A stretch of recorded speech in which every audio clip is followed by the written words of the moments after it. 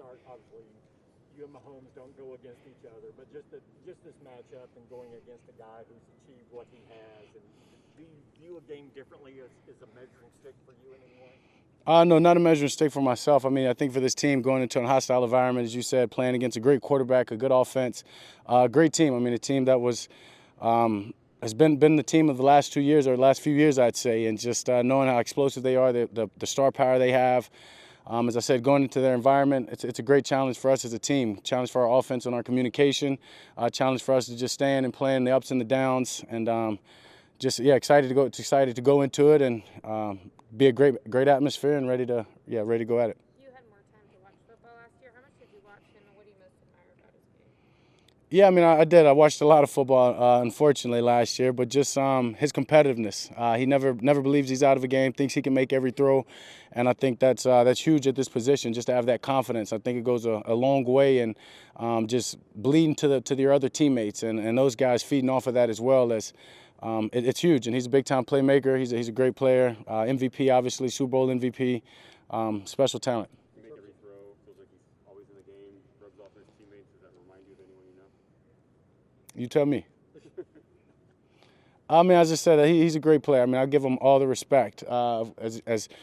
As Joy said, a guy that I've watched over the past few years, try to take some from all the great quarterbacks' game, and he's somebody that when you're on the move and all the passes he does, I think everybody tries to incorporate that. Have I tried it? Maybe a time or two. I think a lot of times I catch my receivers off guard with it, so I'm not that big of a fan of it. In terms of the environment that you're going to play this game in and noise, what have you concentrated your preparation on in terms of being sure you can function at the normal capacity? Yeah, just our communication and our non-verbal communication. Make sure that we're all on the same page, all 11. Because if we all are and we're communicating well, we're a tough group to stop. So more so than anything, that's what it is. We go through the walkthroughs and practice, making sure that we're dialed in to be our best in that aspect. I know you focused on the Chiefs this week, with Thanksgiving coming next weekend. What do you remember about when Zeke threw you in the red kettle, and how can you trace your friendship and how it's grown alongside the team's leadership in the past few years? Yeah, I mean, Zeke's a person and a player I'm very thankful for. I tell you that time and time again. He's a great friend, and yeah, from him throwing me in the kettle, I was trying actually not to go in there, and the point when he lifted me up, I'm like, I better not resist or I might hurt something. So always great spirit, big-time team leader, just does things the right way, somebody that we can count on, has been consistent time and time again. You guys both kind of seems to be like regard each other as brothers. When did that kind of crystallize, where we went from friends and teammates to that sort of relationship? Yeah, maybe the first couple of days of rookie minicamp, and I think just I had a car at the time, Zeke didn't.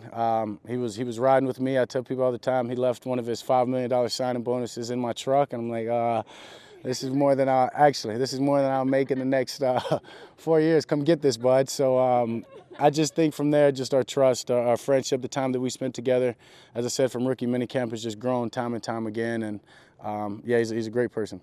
How much harder is it to function as a quarterback if you have to go silent, snap count, and all that kind of stuff? Yeah, it's honestly not that tough if since we have all the reps at it and we're continuing to practice on it and being conscious of it takes us to be completely locked in, and from the inside guys to help me getting the message or getting the play out to the outside receivers, we're all on the same page and we trust each other and hold each other accountable to knowing their stuff. It's not tough at all, and we've got the group to do that.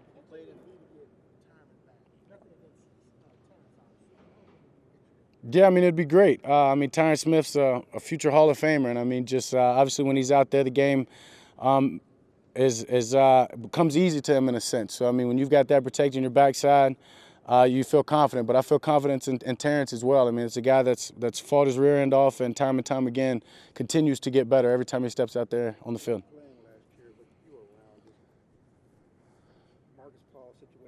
Yeah. Yeah, I was in that day, and Marcus was a special man, is a special man to so many people, and just the way that he lived his life, so consistent, somebody that we could all look up to in every aspect of life. And as we get around that time, I mean, it's tough. Anytime I go in the weight room or when we start our stretch off, Coach Harold, Coach Said, Coach Kendall, they all do a great job of mentioning his name, and I think that's something that's special and that we continue to just try to carry on his legacy and everything that we do around here. Yeah, it's a stretch that Marcus used to say some of these. So as they say, as Marcus would say, some of these. And I don't know if y'all see, it's probably game day, the over the arms. There you go, Joyce. He's got it. And that's the beginning of the stretch.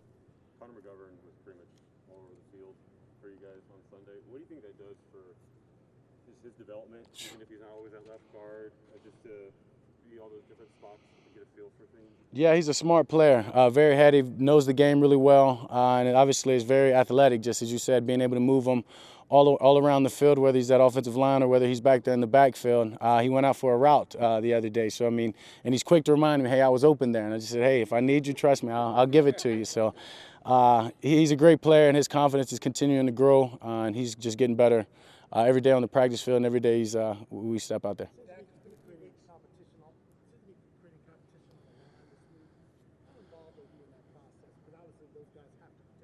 One more time. Creating competition on the line. How involved are you in that process, considering these guys have to protect you? I mean, those guys are compete time and time again. Every one of them wants to play, and every one of them can play for us. But it's about putting our best five out there. So, I mean, I think each and every one of them know not to take any rep for granted, whether it's a walkthrough rep, a practice rep, or obviously in the game. And they're very athletic. They're all very strong. And they continue to push each other, and that competition is only going to make all of them better. So it's something that we embrace. Do you know Patrick personally? I mean, met, but wouldn't say they're necessarily friends or spent some time together.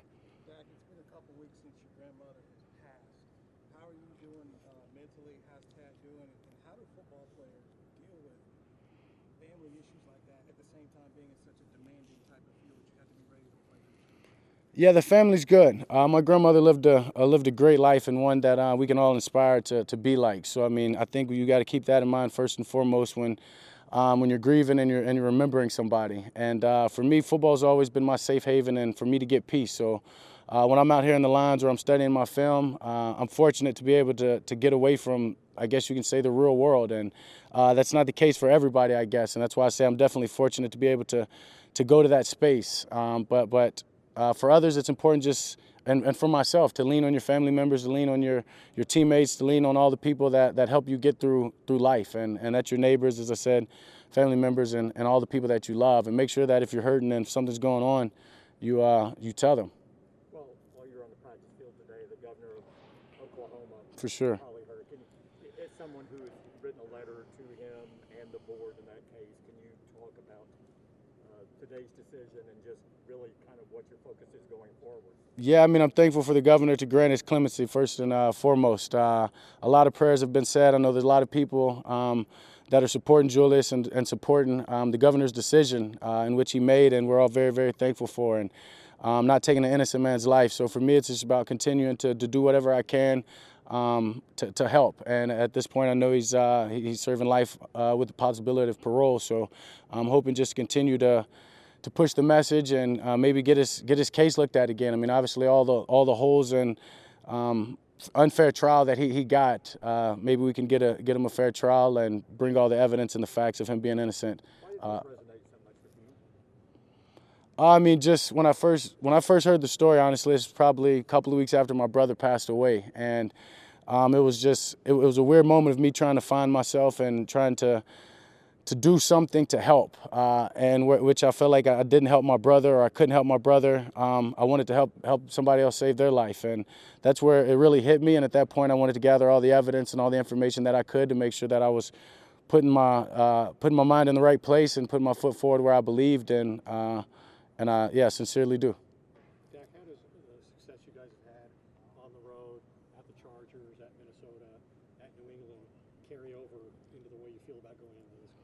Yeah, it all carries over. Anytime you beat a team on the road and those good teams on the road, you get confidence, and it continues to grow every time that you go back on the road. I know being on the road is something I embrace when you feel like everybody's against you, and you can lock in. You be with your brothers there and silent crowds, and I think that's a special moment for a team to gain that confidence and to create a special bond. So we're taking all these road wins that we've had and going into this one with a lot of confidence, and as I said, with our communication on a high level, and going to go try to play complementary football on all three phases. Michael mostly play outside in his return. Who's there? Gallup, Yeah. Is that a lot with Gal's versatility to do more slot himself based on his practice development, what do you think they'll do over the course of the season, just being able to move those guys around? Those guys can come in and they can argue all day long in the huddle about who goes where. As long as we break the huddle and they go to a spot, doesn't matter to me who's outside, who's inside. All of those guys are very athletic, very capable, very knowledgeable of what we're doing. So I'm fortunate to have a group like that, and not just the three of Amari, CD, and Michael, but Said, Noah, Malik, any guy that comes in there, we've got complete confidence in them doing their job. So, yeah, special group to have. Thank you, guys.